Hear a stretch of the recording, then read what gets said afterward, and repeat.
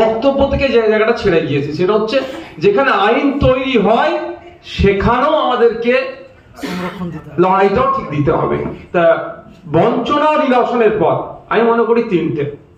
আইনসভার মধ্যে এটাকে উত্থাপন করা, আইনি লড়াই করা, আর অবশ্যই আইনি লড়াইকে তখনই শক্তিশালী হবে, তখনই আইনের লড়াইয়ে আমরা ফল পাবো যখনই আমরা রাস্তার লড়াইটাকে শক্তিশালী করব।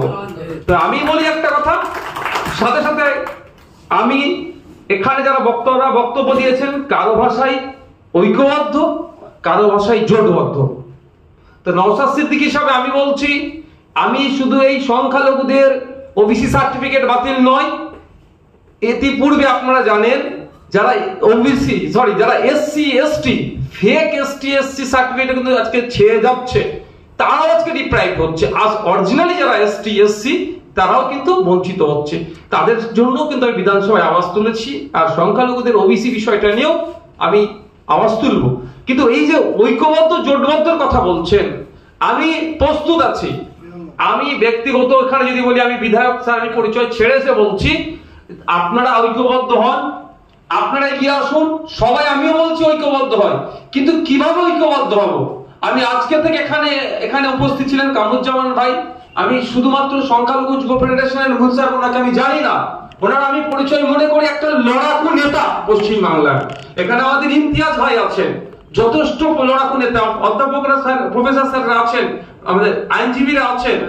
আসুন আপনারা রাস্তা বলুন, কোন রাস্তায় গেলে ঐক্যবদ্ধ লড়াই করতে হবে। আমি নওশাদ সিদ্দিকী আমি বলছি, আপনাদের লিডারশিপ আমি লড়াই করতে প্রস্তুত আছি। আমি লিডার হবো এটা আমার ইচ্ছা না। এই যে সমস্যা চলছে, চলমান সমস্যা, আমার ইমতিয়াজ ভাই ঠিক কথা বললেন। আমার উত্তরপাড়া স্টেশনে যখন হকারদের দুর্গাপুজোর ঠিক আগে তাদেরকে উচ্ছেদ করা হয়েছিল, মারধর করা হয়েছিল, কিন্তু দুঃখের বিষয় সেই রকম মানুষের কিন্তু সহযোগিতা পায়নি। নওশাদ সিদ্দিকী কিন্তু সেখানে ছুটে গিয়েছিল, একা হলেও তাদের পাশে থেকে সেই সময়টুকুর জন্য অন্তত সেখানে স্টেশনের যিনি ম্যানেজার ছিলেন, মাস্টার যিনাদেরকে আমরা বলি অনেক ক্ষেত্রে, তাদের সাথে কথা বলে যে রিকোয়েস্ট করেছি, কারণ আমার পাওয়ারটা খুব বেশি নয়, আমি একা, যে অন্তত এই পুজোর সময় তাদের আর্নিং করার সময় এই সময় তাদেরকে ব্যবসা করতে দেওয়া হোক হকারদেরকে। কিন্তু সেটা সাময়িক ভাবে, এটা যদি আমরা এগিয়ে চলি, কারণ রাষ্ট্র জনগণের সেবার জন্য, জনগণকে উপকৃত করার জন্য রাষ্ট্র হবে। রাষ্ট্র বিজনেস করার নাম নয়, বেসরকারীকরণ করে রাষ্ট্রকে বিজনেস করে দিচ্ছে জনগণকে উপেক্ষা করে। কিন্তু এই যে কথাটা এস্টাবলিশ কোথায় হবে? একটা আইনি লড়াই হবে, কিন্তু মাঠে ময়দানে আমাদেরকে থাকতে হবে। তাই বলবো একটা কথা, যে কথাটা কে বললো আমার মনে আসছে না, যে সার্টিফিকেটটা শুধু দিয়েছিল ভোটের কারণে। হ্যাঁ, আমি বলছি সার্টিফিকেটটা শুধু প্রদান করেছিল ভোটটা নেওয়ার জন্য, কারণ 2023-24 অর্থবর্ষের পশ্চিমবাংলার বাজেটটা দেখবেন সংখ্যালঘুদের জন্য বরাদ্দ করা হয়েছিল 5,000 কোটি টাকা সামথিং। আর 2024-25 অর্থবর্ষের জন্য দেখুন, 23-24 অর্থবর্ষের জন্য দেখুন, মানে পরস্পর দুটো বছর অর্থবর্ষের দেখুন, সেটা 5,500 কোটি টাকা দেখানো হচ্ছে। 5,000 কোটি টাকা, 5,500 কোটি টাকা, 4,700 কোটি টাকা, 4,500 কোটি টাকা, এই লাস্ট 4টে ফিনান্সিয়াল ইয়ারের কথা বলছি, তাহলে 20,000 কোটি টাকা প্রায় সংখ্যালঘুদের জন্য বরাদ্দ করা হয়েছে। কিন্তু খোঁজ নিয়ে দেখুন, এমএসকে, এসএসকে থেকে শুরু করে মাদ্রাসা শিক্ষা ব্যবস্থা, আলিয়া বিশ্ববিদ্যালয়ের সব শিক্ষা পরিকাঠামো আজকে ধ্বংস হয়ে যাচ্ছে।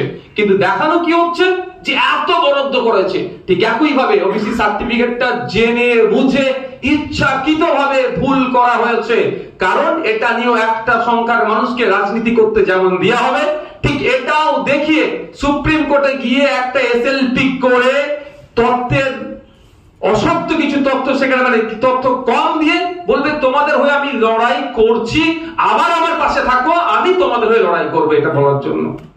তাই আমি অনুরোধ করব, সময় এসেছে, কাগে কাল নিয়ে চলে গেছে, আর নয়, নিজের কানটার দিকে দেখো। আজকে আপনার বাড়ির ছেলে আইনজীবী আছে, আপনার বাড়ির ছেলে আইনসভার সদস্য আছে, আপনার বাড়ির ছেলে প্রফেসর আছে, আপনার বাড়ির ছেলে ডাক্তার। আর বাইরে যাওয়ার দরকার নাই, আইনি লড়াই আমার আইনজীবী করবে, মাঠে মাঠে লড়াই ইমতিয়াজ ভাইরা করবে, আইনসভার লড়াই নওশাদ সিদ্দিকী করবে, ইউনিভার্সিটির লড়াই প্রফেসররা করবে। এখন আপনি ভুলে যাচ্ছেন কেন? এখনো তার দিকে তাকাবেন। অন্তত এইটা থেকে শুরু হোক, আমাদের এইটা শুরু হবে, আমরা সাথে আমরা ইনক্লুড করব, ওবিসি সার্টিফিকেটের সাথে সাথে ফেক এসটিএসসি সার্টিফিকেট যারা বানিয়ে এসটিএসসি কোটায় যারা চাকরি নিচ্ছে তাদের বিরুদ্ধে আমাদের লড়াই থাকবে, এটা ইনক্লুড করব। আমাদের দীনেশ বিশ্বাস সাহেব বলে গিয়েছেন। আমি বিধানসভায় প্রশ্ন করেছিলাম মাননীয় মন্ত্রীকে যে আজ পর্যন্ত কটা ফেক এসটিএসসি সার্টিফিকেট আপনি ধরেছেন, তাদের বিরুদ্ধে আইনত কি ব্যবস্থা নিয়েছেন? সুব্রহ্মণ্যে দাঁড়ালেন, দাঁড়িয়ে টোটাল একবার মুখ ঘুরিয়ে চারিদিকে দেখলেন, বলছে ব্যবস্থা নেওয়া হচ্ছে। আমি সংখ্যাটা বলুন না, বলছে ওটা পরে জানিয়ে দেবো, কিন্তু আমার এখনো সৌভাগ্য হয়নি সংখ্যাটা কত ছিল। শুধুমাত্র এগুলো হচ্ছে দেখানো হচ্ছে তলে তলে, সেটা অর্থের বিনিময়ে, অবৈধ ডিমান্ডের বিনিময়ে সেগুলোকে বঞ্চিত করা হচ্ছে। কামরুজ্জামান ভাইয়ের আমি দেখেছি অ্যাক্টিভিটি, ওটা আমার ভালো লেগেছিল। কল্যাণ ইউনিভার্সিটিতে গিয়েছিল, উচ্চ শিক্ষায় বিশেষ করে গবেষণার ক্ষেত্রে আজকে ওবিসি যে রিজার্ভেশনকে মান্যতা দেওয়া হয় না, এগুলো ছোটখাটো একদিনের বিষয় নয় যে আজকে এসছি সমাধান হয়ে যাবে, এটা নয়। কিন্তু আমাদের এগুলোকে নিয়ে চর্চা করতে হবে, এগুলোকে নিয়ে ভাবতে হবে আগামী দিনের জন্য। ওই আজকের সমস্যা কালকে হলো কি হলো মিটে গেল ওটা নিয়ে ভাবলে তাহলে একের পর এক সমস্যা বাড়তে থাকবে। আর যদি সঠিক জায়গায় একবার আঘাতটা দিতে পারে, আমি দায়িত্ব নিয়ে বলতে পারি সমস্যা যারা তৈরি করার চেষ্টা করছে তারা 5 বার ভাববে। হয়তো আমাদের সম্মানীয় আইনজীবী মহাশয় একটা কথা হয়তো ভুলেছেন বা এড়িয়ে গেছেন, আমি বলতে পারবো না। আমি আমাদের মাহিদার মুখ থেকেই শুনেছি, এই যে ওবিসি সার্টিফিকেট বাতিল হয়েছে, যে সমস্ত লয়াররা বাতিলের পক্ষে লড়াইটা করেছে, সেই সমস্ত লয়ারদের মধ্যে 2টা এমন লয়ার আছেন যারা নিজেদেরকে ধর্মনিরপেক্ষতার ঊর্ধ্বে গিয়ে অনেক বড় দাবি করে, সেই পার্টির মেম্বারশিপ নিয়ে বসে আছে। সেই পার্টি এখনো তাদেরকে বরখাস্ত করছে না। কারণ এই প্রশ্ন তুলতে হবে না আমাদেরকে।